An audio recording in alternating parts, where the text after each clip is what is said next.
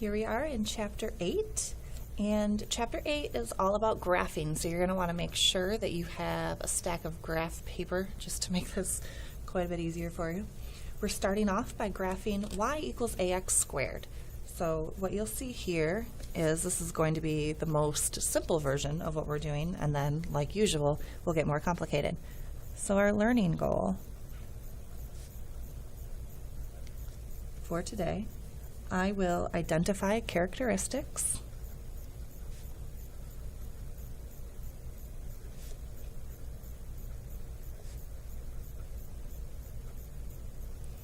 of quadratic functions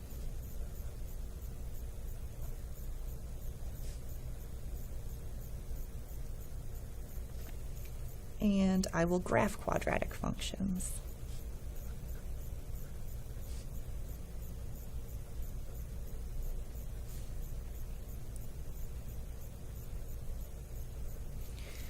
So quadratic means that our degree is 2, or the greatest exponent we have on our variable is a 2.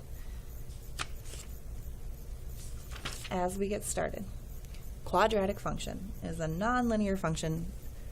It could really look like this, just like we've been dealing with before. But for today, we're just going to stick to where b and c are 0. So we just have y equals ax squared. But this right here will give us a shape that's called a parabola. So any quadratic function is going to make the shape that we call a parabola. Parabola looks like this, just in general. So that's obviously very different from the straight lines that you've been graphing up until this point. So we decrease for a while, and then we increase. We have what's called an axis of symmetry, which means there's a point where our graph is just a flip. Mine's obviously not perfect, but the graph is symmetrical, so it's the same on each side, or it's a mirror image on either side of this axis of symmetry. We also have what we call a vertex. The vertex is on the axis of symmetry, and it's either the lowest point, or we could actually have a parabola that is just flipped over. So maybe it looks like this, because it doesn't have to be on the origin. That would be my vertex. So the vertex is either the minimum of the graph, or the lowest point, or the maximum of the graph, just depending on which flip or which direction your parabola is facing. So this shape is called a parabola. That's a very important word for you to know, parabola. Make sure you can say it. Make sure you know if you see parabola, you should instantly think of a shape that looks like this. Again, it could be anywhere on your graph. We could have a parabola way up here if we wanted. So it doesn't have to be centered at 0, 0, but all of these are going to come from one of these quadratic functions. So that's just a quick introduction to what a graph of a quadratic function looks like. For our first example, we're just looking at the characteristics of the graph of the quadratic function. So you're asked to identify the characteristics. Here's what that's asking. It's asking for the domain. Remember, those are all of the possible x values. Oops, domain. It's looking for the range. Those are all of the possible y values. It's looking for when is it increasing, when is it decreasing, what is the vertex, and what is the axis of symmetry. So that looks like a lot of stuff. It's really not a big deal though. If you think about the domain, remember that this graph is going to continue on and on and on and on. So is there anything you're not allowed to plug in for x? No. So x is going to be all real numbers.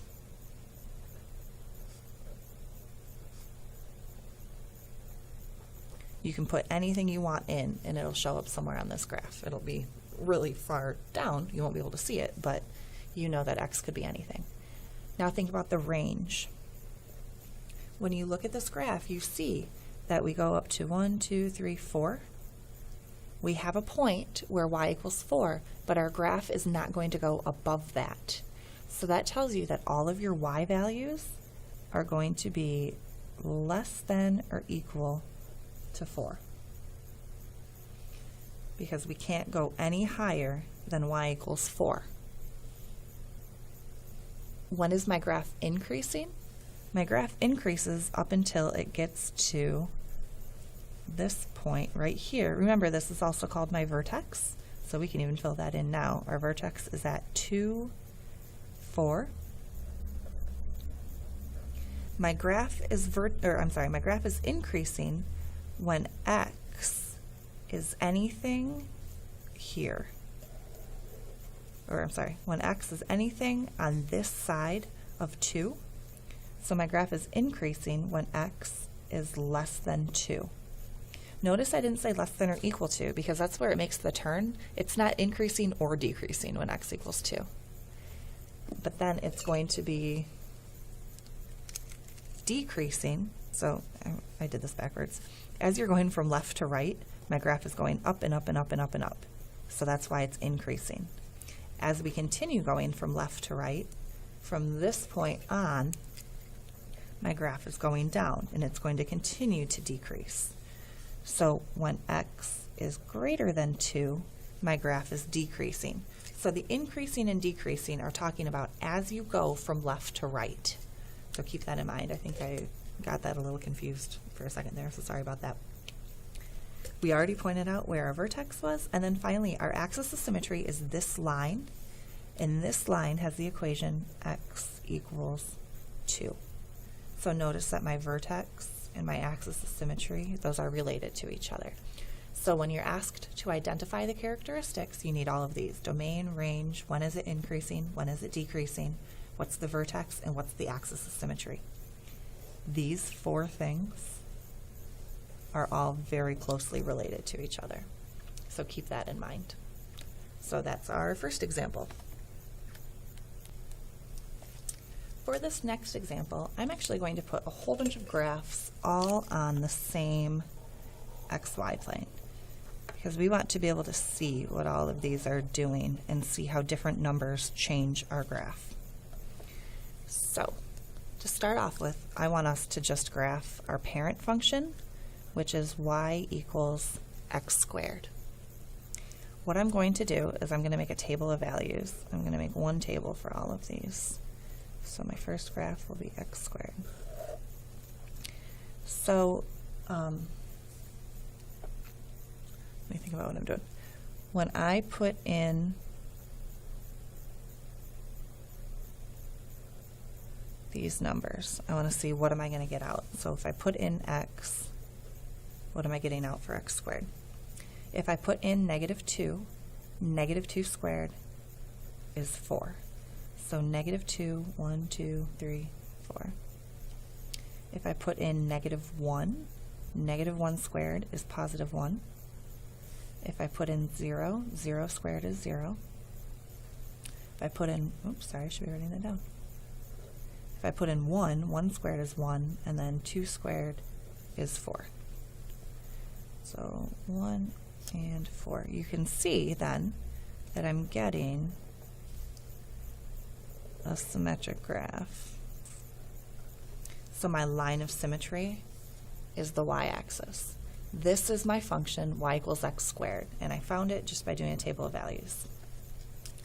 Let's try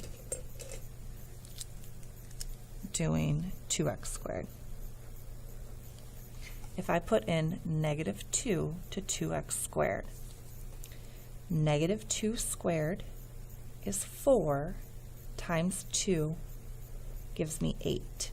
So when I put in -2, I get +8. 1, 2, 3, 4, 5, 6, 7, and it actually is going off the screen. It's in my other graph. When I put in -1, -1 squared is 1 times 2 will give me 2. So -1, 2.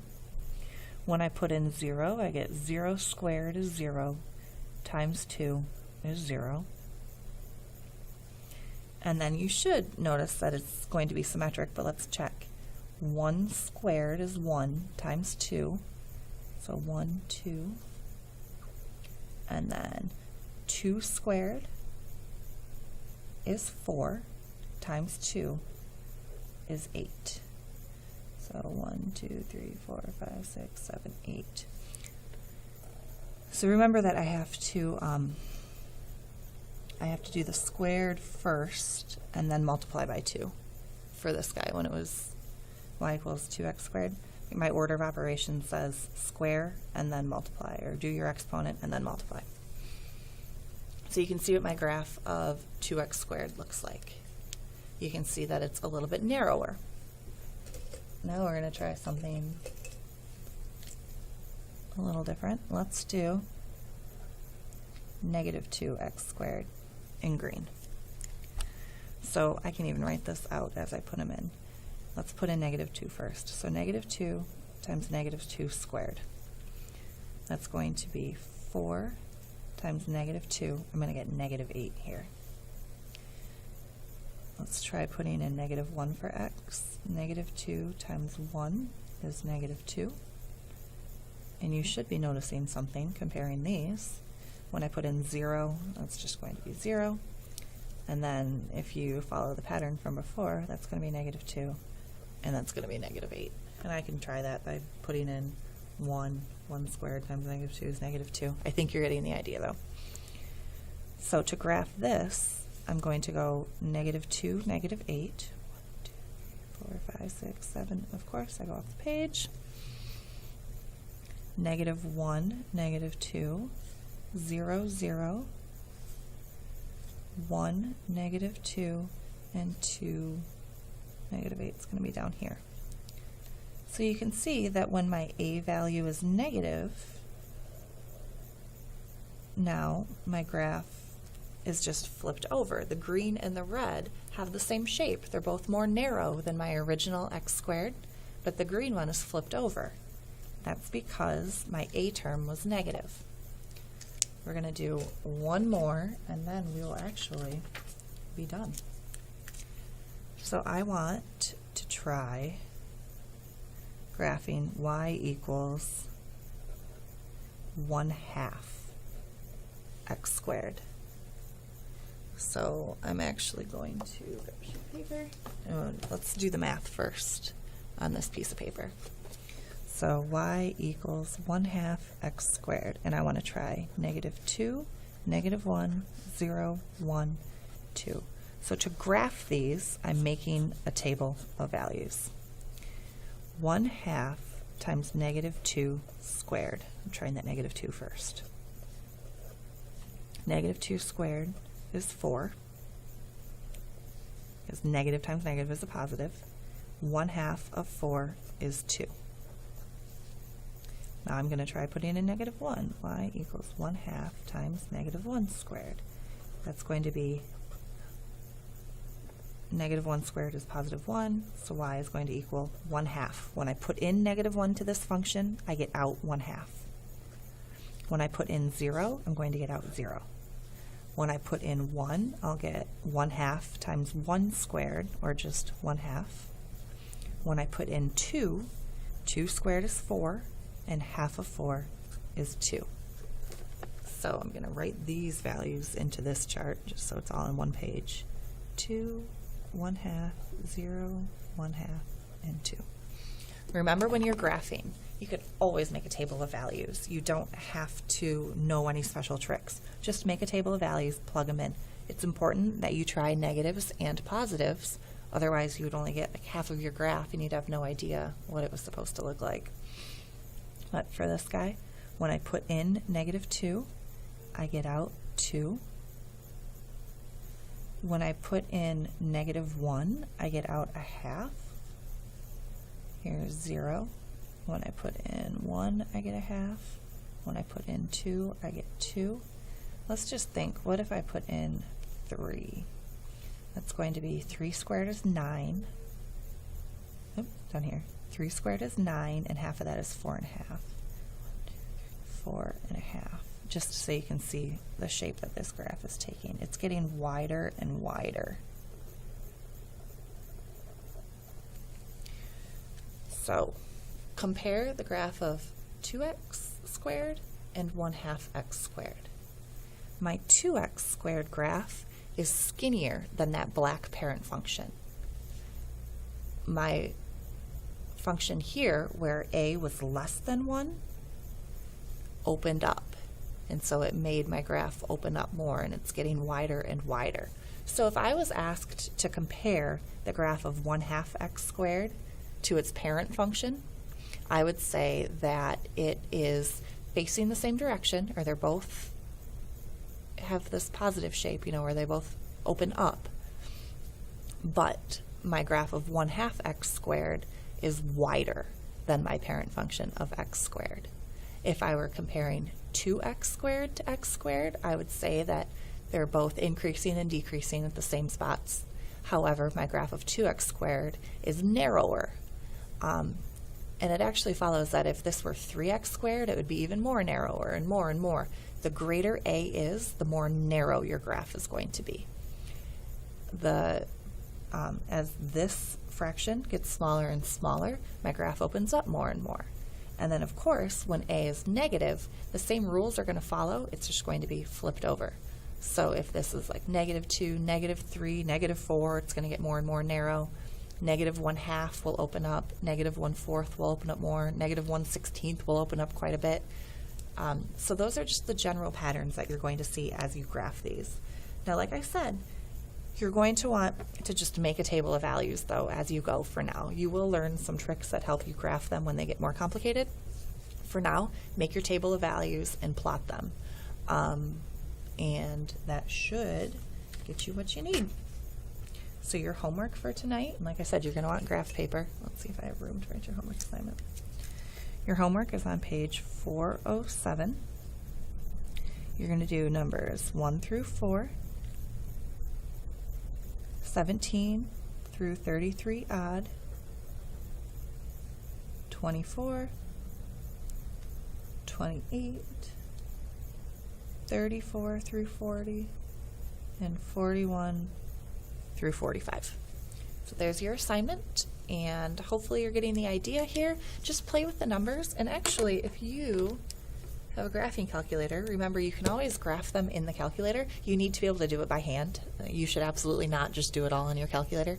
But if you do it, if you want to just play around, what you can do is, like I'd put in x squared, 2x squared, and maybe 4x squared.